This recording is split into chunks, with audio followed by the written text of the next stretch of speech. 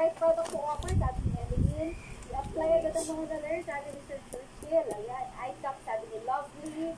Ano pa ba yung iba? Right product to offer, sabi ni Arceli. Yes, naguna natin yung news sa mga kliyente natin. Dahil sa messages, nag-bright bigla sa atin ni Michelle doon. Yes naman. So kahit gabi, parang umaaraw lang din. Dahil bright na bright po people natin. Laging positive, no? Huwag lang susuko, sabi ni Steven. Maraming salamat po.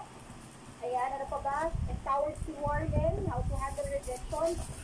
Sobrang dami, no? Umabot na ako ng mga speaking messages na hindi ko pa nababackgrade. Sabi ni Joshua naman, no? How to approach clients. Consistency palagi is the key. Okay? So, with that, no, gusto ko lang itong ibigay sa inyo ito. Pampadagdag ng powers para sa mga hindi po Power Ranger, no? Alam ko po, very high na high po ang energy natin ngayon. Kahit wala po tayong dinner, so I hope after nito kumain po kayo ng marami para bukas marami din po tayong energy para sa pag-present ng mga clients natin. Support, no? Si Essence Churchill, ayan. So everyone, what's next? Now, anong susunod after ng Power Boost? After tumakita ng Power Boost, ano ba yung gagawin ko? Ano ba yung dapat kong alalahanin aside sa sending of good messages and aside sa pagsiset ng appointments? Ito po, no, bigyan lang po namin po yun ng food. Screenshot niyo po. Pwede niyo po pa my day. First, letter D. We want you to begin to prospect aggressively. We want you to send 20, minimum of 20 hook messages daily. So, with this will help you build your consistency. This will help you build your confidence and open more opportunities for you. And more importantly, it will help you start a habit. Eventually, magagawa na natin naturally every day. Kasi ito na yung ginagawa natin. Diba? So parang every day, hindi mo natin inisipin, automatic na yung kamay mo, nag-send na agad sa tempo. Okay. Letter O, optimize the skills.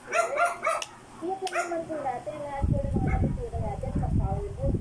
Presentation, ano mag-send sa mga kliyente, ano mag-build ng report, ano mag-send, set ng appointment. And with that, I assure you, kayang-kaya po ang 1 to 2 tips every day. Next, letter O, open to learning. We want you to approach every day, each day, with curiosity and willingness to improve. So dapat po, every time na nagigising tayo sa umaga, isipin natin, anong bagay nga ba ang pwede kong gawin right now, today, kasi hindi naman ako para mas-improve ko ang skills ko as a financial advisor. Kasi diba, growth naman, hindi naman siya nangyayari bukas eh. Hindi naman ibig sabihin, nag-attend ka ng Power Boost ngayon, bukas ibang tao ka na, no? Nakakatulong siya, pero hindi siya nangyayari ng isang gabi lang. But, when you keep an open mind, so palagi mo siyang ginagawa, every interaction na ginagawa mo with your manager, sa mga kliyente ninyo, it's a chance for you to get better, maging better ka in the field of insurance, in the industry of insurance. So ayan, expose po natin yung mga sarili natin sa activities together with our managers. Learn from the best of the best. So yung mga managers natin dyan, hindi po nila kayo papabayaan. And, ayan, letter F, serve your clients the brighter way. Siyempre tayo dito sa Sun Life, no? It's not about earning commission. Palagi natin sinasabi, let's show them, no, that we have a mission as financial advisors. And we want to help our clients build their brighter future and show to them that dito sa Sun Life, there is indeed a brighter life. We want to be professional. Ayan, lahat po ng ginagawa natin, show integrity. And of course, wag na wag po natin kakalimutan ng ethics. And last, but definitely not the least, time to celebrate small wins. Kayo po ba? Nagse-celebrate po ba kayo ng mga wins ninyo, no matter how small?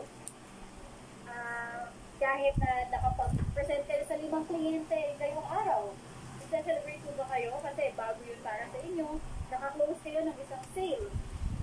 Tama po yung ginagawa natin. No? Celebrate natin lahat ng wins natin. Every step forward, papunta yan, no matter how small, papunta yan sa bigger goal natin. Okay? Huwag natin kalimutan ang sarili. Celebrate small wins. And with that, milk tea. Naku, mag-diesel. Hinahinay lang po tayo sa milk tea, ha? Alright, so with that, I want you to invite, bago tayo mag-hiwalay, if you want to learn more about Sun Life Secure Income, ito po, meron po tayong schedule sa 8:30. Tayo po kayo sa mga emails ninyo. attend po kayo, okay? Marami po tayong natututunan dito.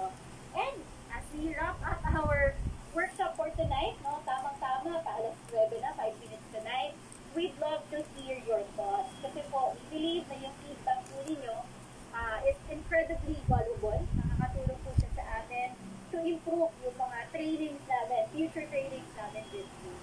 So we kindly ask po, no, for a few minutes of your time na isend po ito and magbigay po tayo ng feedback. If you like the session, if meron kayong suggestions, open po kami for your one. Alright?